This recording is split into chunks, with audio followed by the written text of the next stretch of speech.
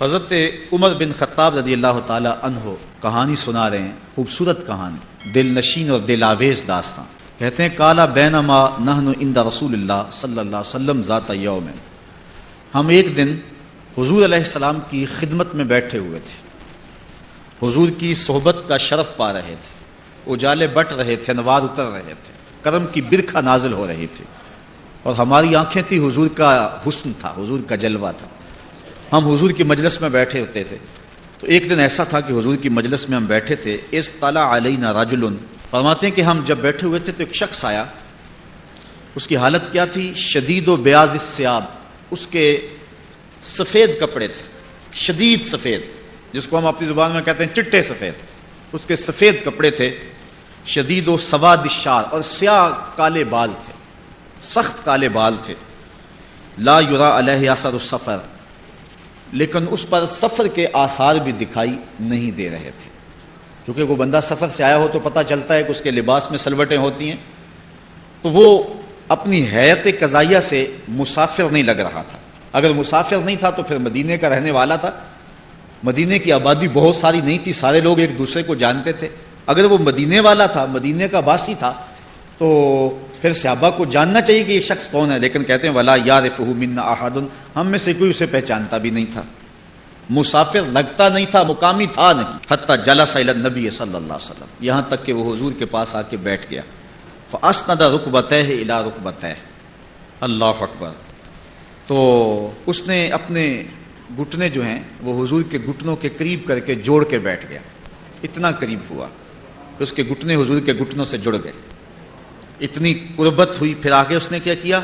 وَوَضَعَ كَفَّیہِ عَلَىٰ فَخِذَیہِ، اور اپنے ہاتھ اپنے رانوں پہ رکھے، جس طرح ہم تشہد میں بیٹھتے ہیں، اس طرح ادب سے حضور کے سامنے بیٹھ گیا۔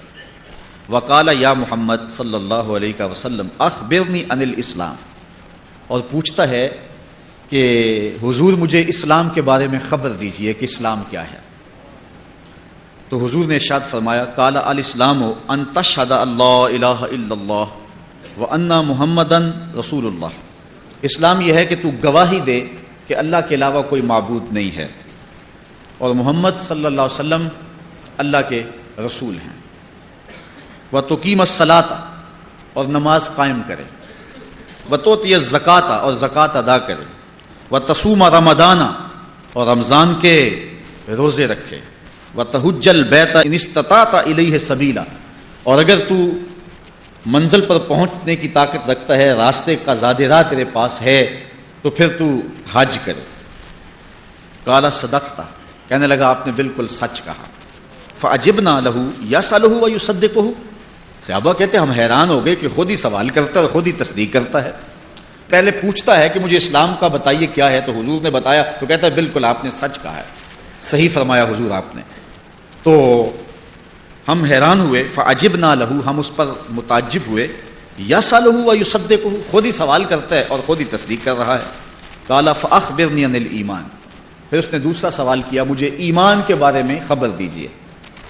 قال ان تؤمن باللہ، کا ایمان یہ ہے کہ تو اللہ پر ایمان لائے، وملائکتہ، اور اس کے فرشتوں پر ایمان لائے، وکتبہ ورسلہ، اس کی کتابوں اور اس کے رسولوں پر ایمان لائے، والیوم الآخر، اور پچھلے دن پر، قیامت کے دن پر ایمان لائے، وتؤمن بالقدر خیرہ وشرہ، اور اچھی بری تقدیر پر ایمان لائے۔ قال صدقت، کہنے لگا کہ آپ نے سچ کہا، ٹھیک ہے، یہی ایمان ہے۔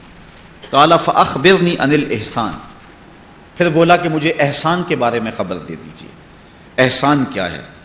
قال ان تعبد اللہ کأنک تراہ، کہ تو اللہ کی عبادت اس طرح کرے کہ گویا اسے دیکھ رہا ہے، یہ تیری کیفیت ہو۔ حضرت مولا کائنات رضی اللہ تعالی عنہ سے ایک قول نہج البلاغہ میں موجود ہے، آپ سے کسی نے پوچھا اے علی جس رب کو پوچھتے ہو کبھی اس کو دیکھا بھی ہے؟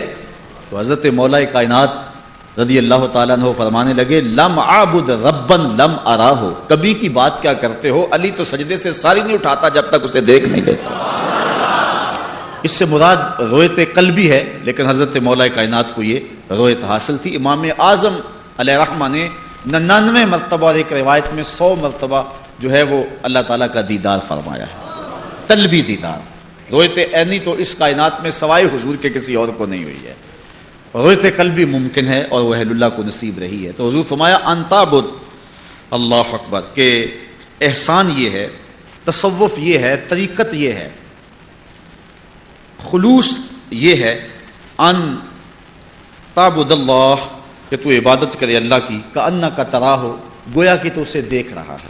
فإن لم تکن تراہ، اگر یہ پوزیشن نہیں ہے تیری، یہ طاقت نہیں ہے کہ تو اس کو دیکھ سکے، فإنہ یراک، تو یہ احساس پیدا کر لے کہ وہ تجھے دیکھ رہا ہے.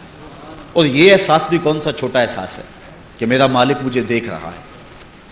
اگر یہ احساس پیدا ہو جائے تو پھر گناہ مشکل کیا ناممکن بن جاتا ہے. رمضان کے دنوں میں یہ احساس پیدا ہوتا ہے، انسان ٹھنڈا پانی پینے لگتا ہے، زبان کانٹا بنی ہے، حلق خشک ہے، کوئی دیکھنے والا بھی نہیں ہے، دروازہ بھی مقفل ہے، لیکن بندہ نہیں پیتا. کیوں؟ اللہ دیکھ رہا.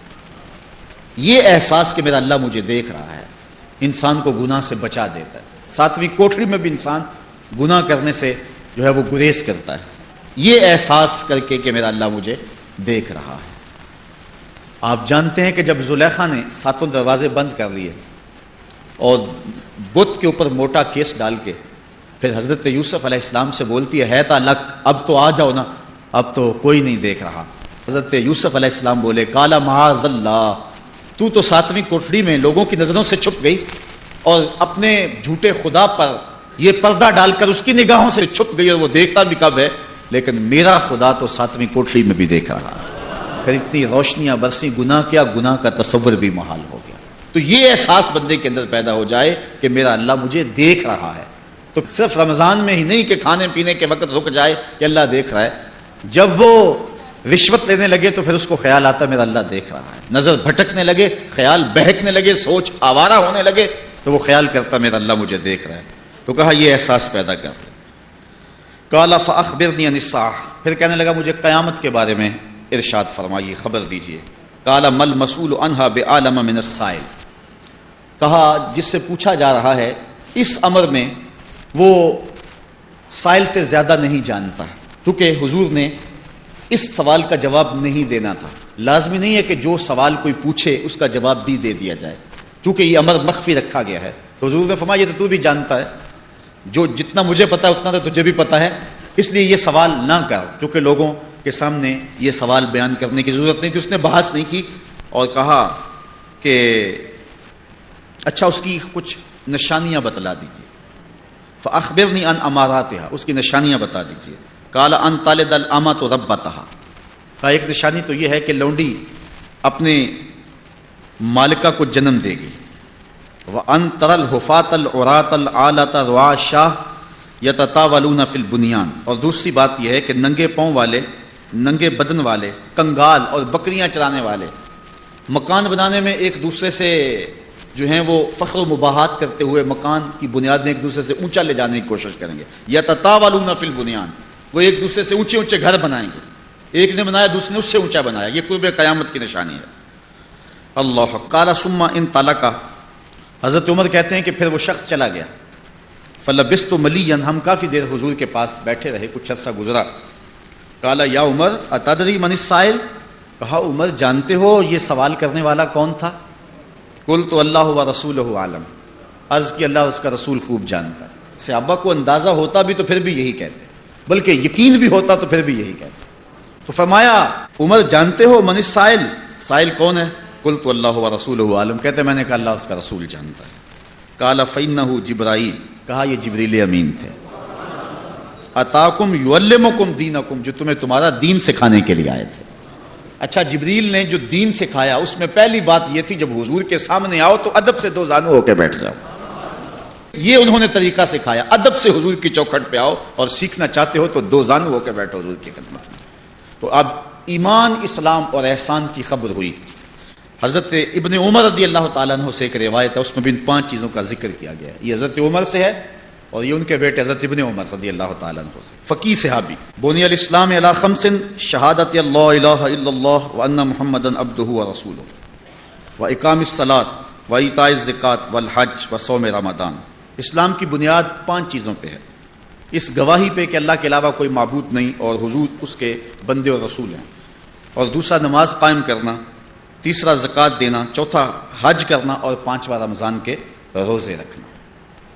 انسان جب اسلام کے دامن میں آ جاتا ہے تو پھر احکام اسلام کے جو اس کے اوپر لازم ہو جاتے ہیں، لیکن پچھلے کفر کے سارے جتنے گناہ ہیں وہ اسلام سے دھل جاتے ہیں، پاک ہو جاتے ہیں۔ ما قبل کے گناہوں کا کفارہ اسلام۔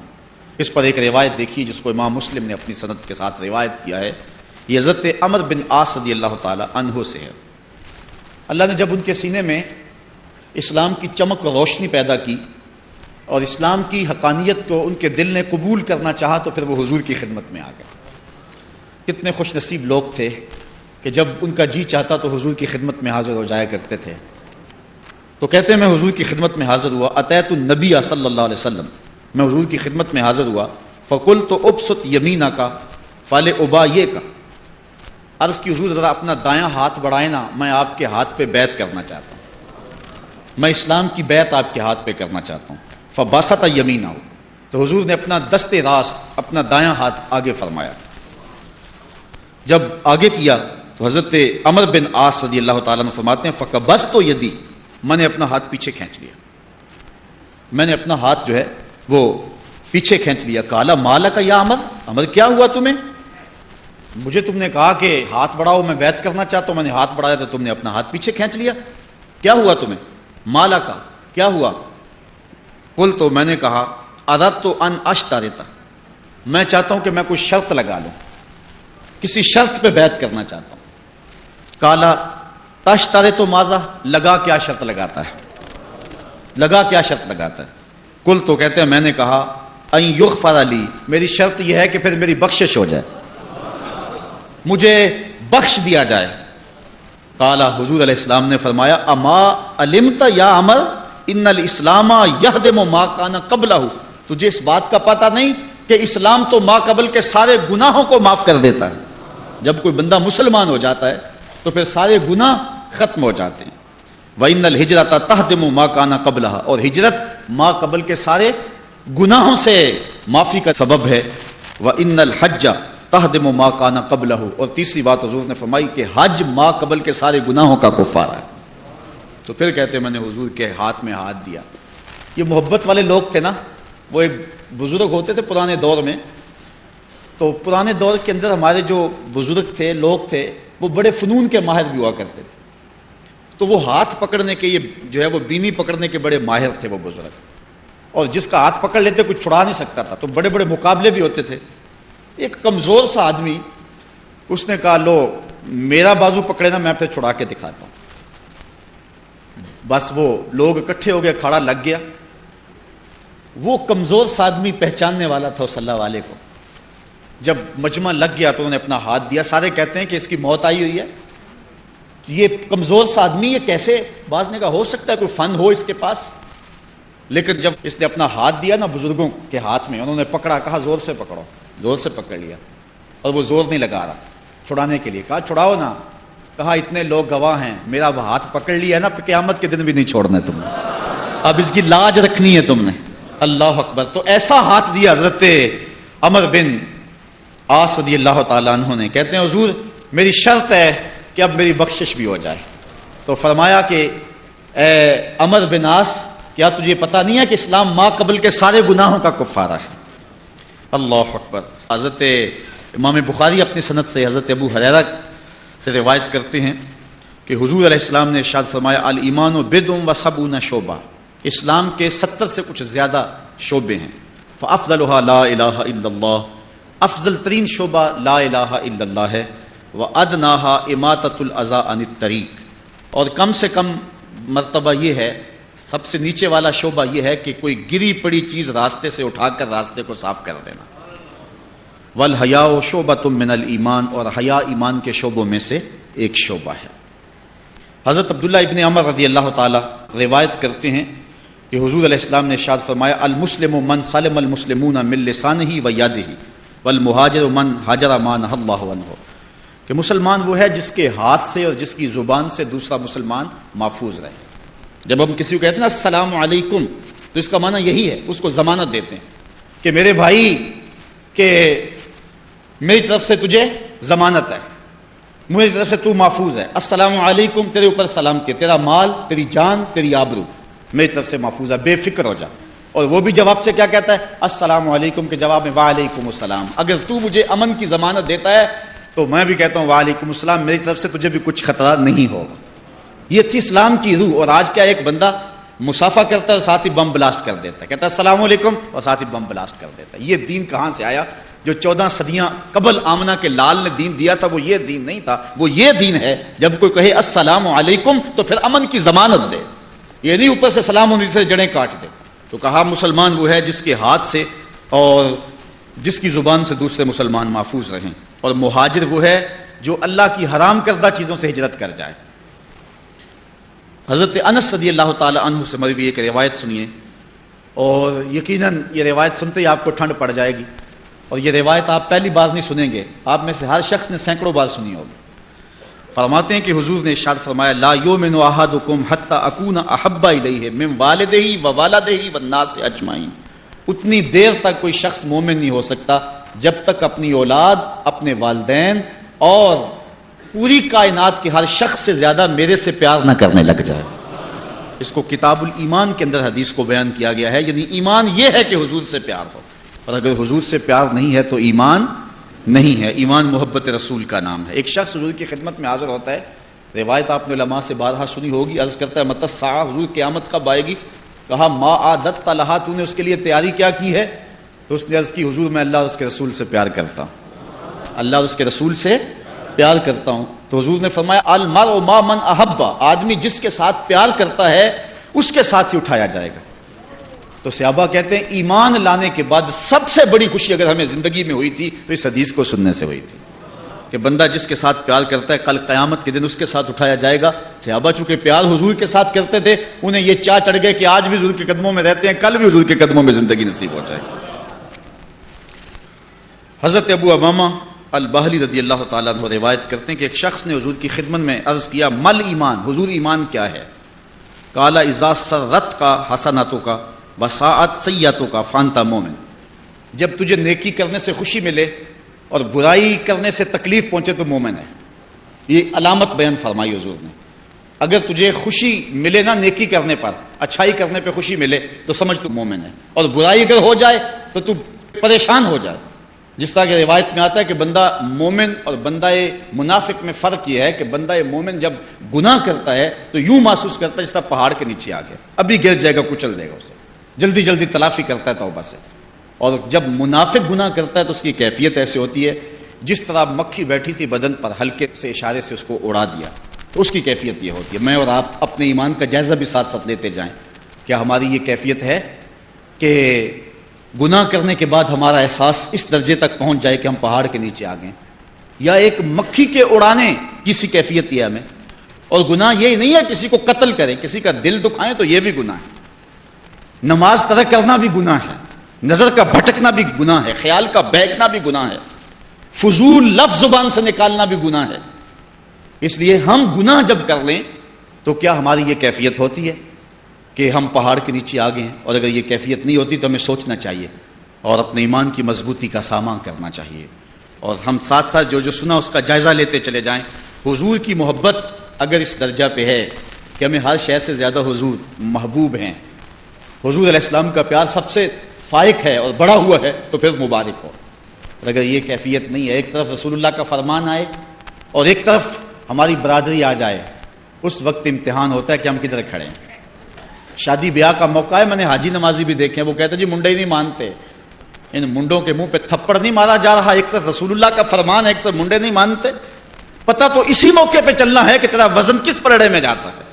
اتنی دیر تک انسان جو ہے وہ کامل مومن نہیں ہو سکتا جب تک ہر شے سے زیادہ حضور پیارے نہ ہو جائیں، حضور ہر شے سے زیادہ محبوب نہ ہو جائیں.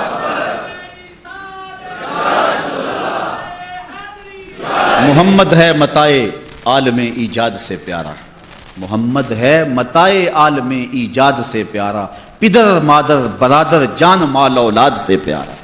محمد کی غلامی دین حق کی شرط اول ہے، اسی میں ہو اگر خامی تو سب کچھ نامکمل ہے.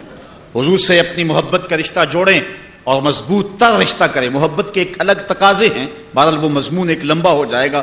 ان تقاضوں کو بھی سمجھیں اور حضور کے ساتھ اپنے پیار کے رب کو مضبوط کر لیں. جو حضور تک نہیں پہنچا وہ خدا تک نہیں پہنچا ہے۔ تو فرمایا کہ جب تجھے نیکی خوشی دے اور برائی سے جو ہے تجھے تکلیف پہنچے تو مومن ہے۔ قیل یا رسول اللہ فما الاسم، عرض کی حضور گناہ کیا ہے؟ قال اذا حاک فی نفسک شیء فداہ، فرمایا جب تیرے سینے میں کوئی چیز کھٹکے تو پھر اس کو چھوڑ دے۔ جب تیرے سینے میں کوئی چیز کھٹکے، چبھن پیدا ہو یہ چیز ٹھیک نہیں ہے تو پھر اس کو چھوڑ دے۔ اور ایک حدیث میں ہے کہ حضور فرمایا کہ حلال بھی واضح ہے، حرام بھی واضح ہے، اور اس کے درمیان کچھ شبہ والی چیزیں ہیں، جو شبہ والی چیزوں میں پڑ گیا وہ حرام میں ہی پڑ گیا، اپنی حفاظت کریں۔ صحابہ فرماتے ہیں کہ بعض اوقات ہم اشتباہ کی وجہ سے جائز کام کو بھی چھوڑ دیا کرتے تھے کہ اس میں خرابی نہ آ جائے، اس لیے اپنی حفاظت کریں۔ اب آئیے ایک اس عنوان سے آخری روایت آپ کے سامنے رکھ کے ہم دعا کی طرف بڑھیں گے۔ حضور علیہ السلام کی زبان سے دی گئی خوشخبری، حضرت انس روایت کرتے ہیں، وہ کہتے ہیں کہ حضرت معاذ بن جبل رضی اللہ تعالی عنہ حضور کے پیچھے بیٹھے ہوئے تھے، ردیف تھے حضور کے سواری پر۔ چلتے چلتے حضور نے فرمایا یا معاذ، اے معاذ، قال لبیک یا رسول اللہ وسعدیک، کہا حضور میں حاضر، غلام حاضر۔ یہ لبیک یا رسول اللہ کا جو لفظ ہے یہ کثرت کے ساتھ صحابہ سے منقول ہے، جب بھی حضور پکارتے تو وہ لبیک یا رسول اللہ کہتے ہوئے جو ہے وہ حضور کی خدمت میں حاضر ہو جاتے۔ تو کہا لبیک یا رسول اللہ وسعدیک، حضور میں حاضر۔ حضور علیہ السلام نے کوئی گفتگو نہیں فرمائی، تھوڑی دیر آگے گئے تو پھر فرمایا یا معاذ، اے معاذ، قال لبیک یا رسول اللہ وسعدیک، حضور میں حاضر، کیا حکم ہے ارشاد فرمائیے۔ حضور پھر خاموش ہو گئے، تھوڑے قدم سواری چلی تو حضور نے پھر فرمایا یا معاذ، امڑتے ہوئے پیار کی کہانیاں تو دیکھی، کوئی یوں بھی پیار کیا کرتا ہے، محبت کے یوں سلوک بھی ہوا کرتے ہیں۔ پھر کہا یا معاذ، معاذ، کہا لبیک یا رسول اللہ وسعدیک، حضور میں نوکر حاضر ہوں، ارشاد فرمائیے۔ قال ما من احد یشہد اللہ الہ الا اللہ وان محمدا رسول اللہ صدقا من قلبہ الا حرمہ اللہ من النار۔ حضور نے فرمایا کہ جو شخص صدق دل سے، سچے دل سے لا الہ الا اللہ محمد رسول اللہ پڑھ لیتا ہے، اللہ تعالیٰ اس کے اوپر دوزخ کی آتش کو حرام کر دیتا ہے۔ قال یا رسول اللہ، حضرت معاذ بن جبل نے عرض کی یا رسول اللہ افلا اخبر بہ الناس،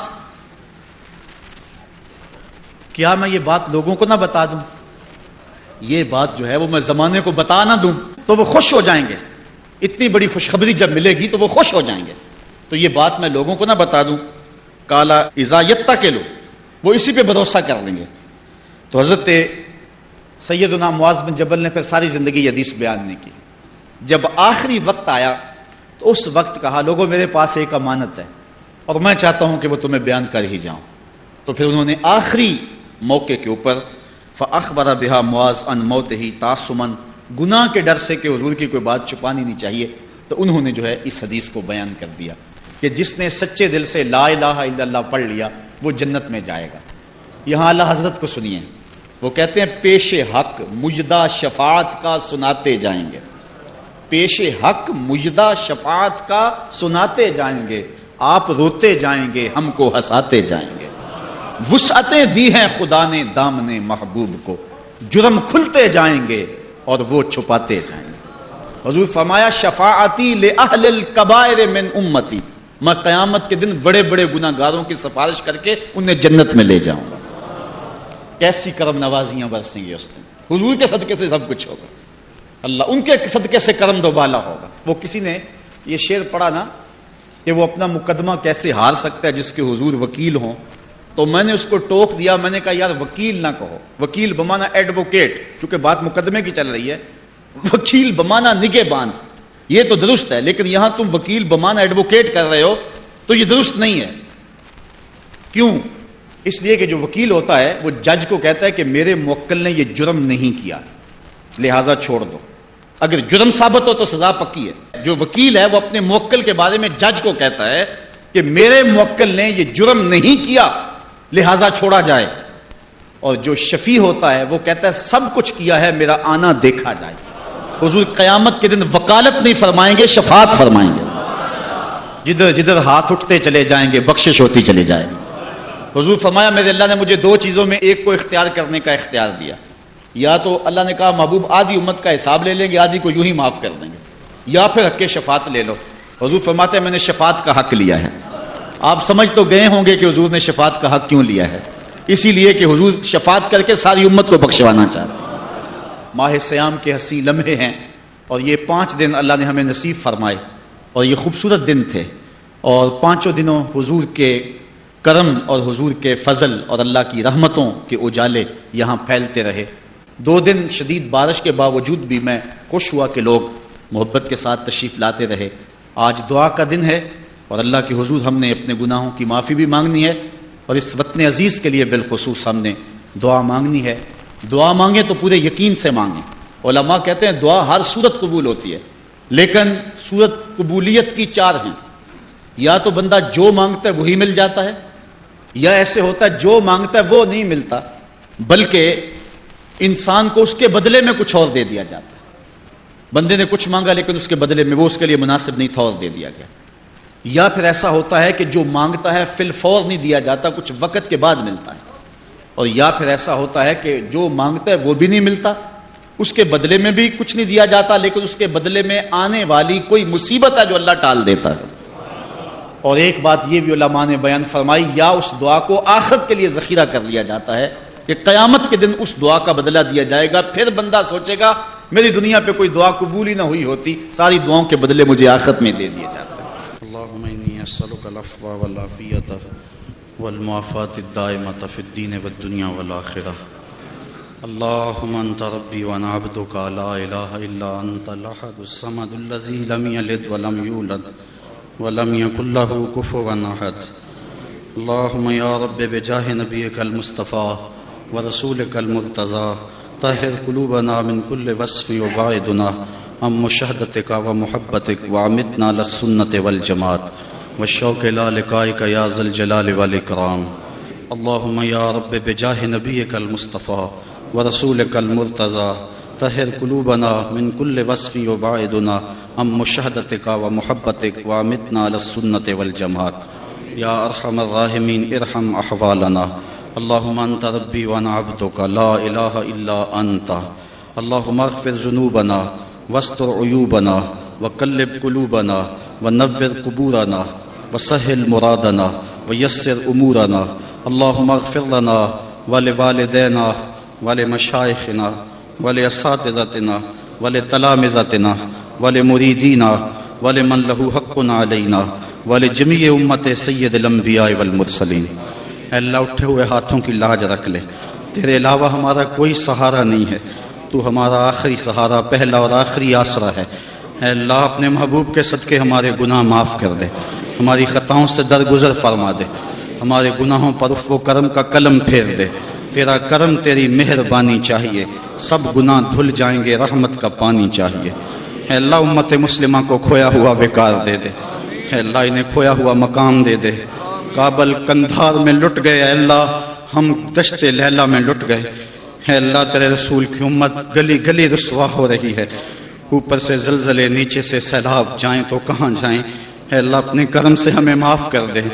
ہمیں اقرار ہے ہمارے گناہوں کی سزا ہے، لیکن تیرے محبوب کا واسطہ دیتے ہیں، گنبد خضرا کے مکین کا واسطہ ہمیں معاف کر دے۔ اے اللہ کالی کملی والے کا واسطہ معاف کر دے۔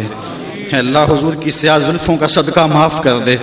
70,000 فرشتے صبح، 70,000 فرشتے شام تیرے محبوب کی چوکھٹ پہ آتے ہیں، اللہ اس چوکھٹ کا واسطہ معاف کر دے۔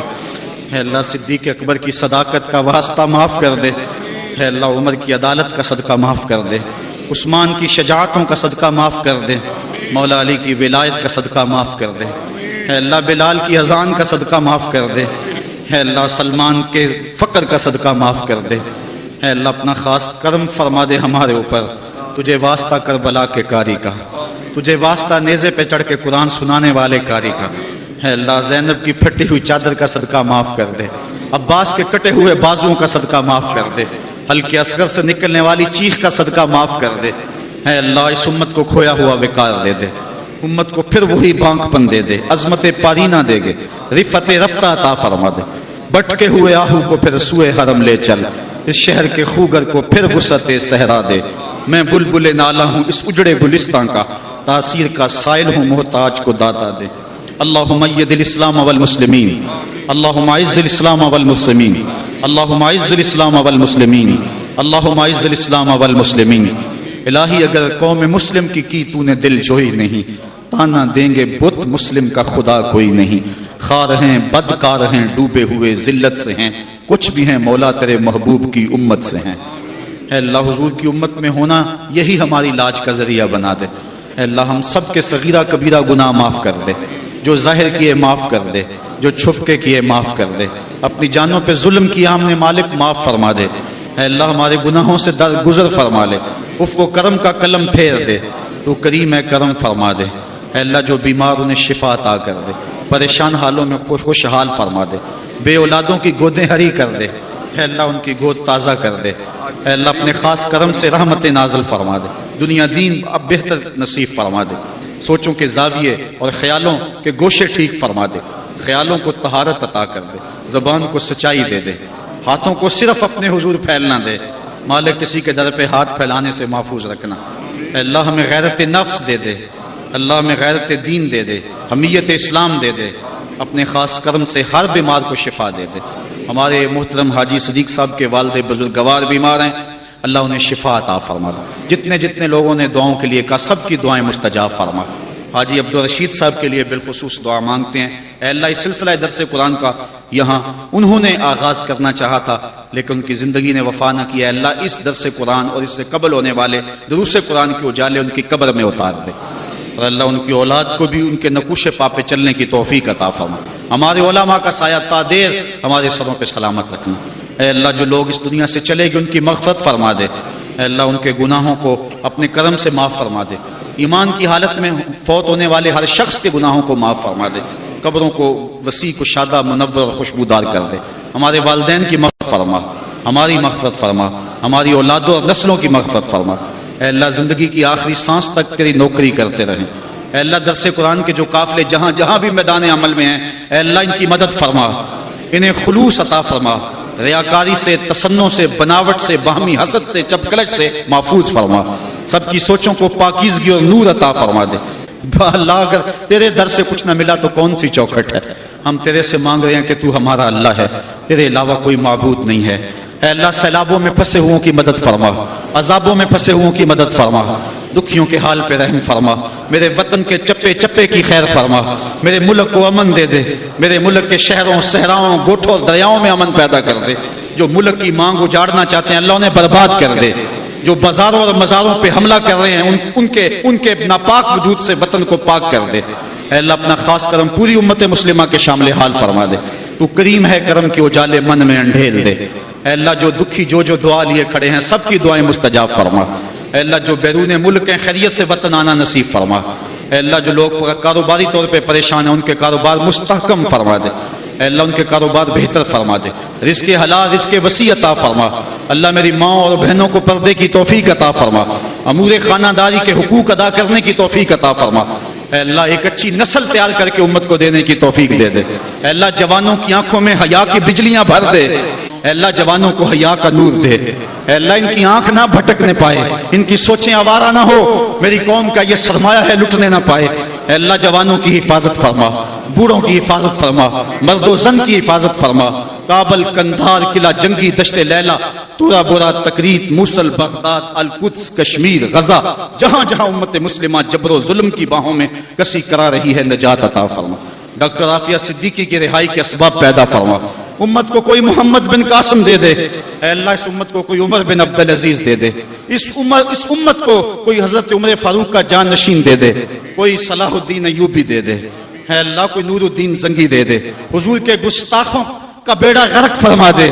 اے اللہ جو پوری دنیا پہ حضور کی گستاخیاں کر رہے ہیں، دن دنا رہے ہیں، ان کے سینے چیرنے کی ہمیں قوت عطا فرما دے، اے اللہ ان کے کلیجے توڑنے کی قوت عطا فرما دے، اے اللہ ناتواں جانوں کو قوت عطا فرما دے، اللہ ہمیں ہمت اور حوصلہ عطا فرما دے۔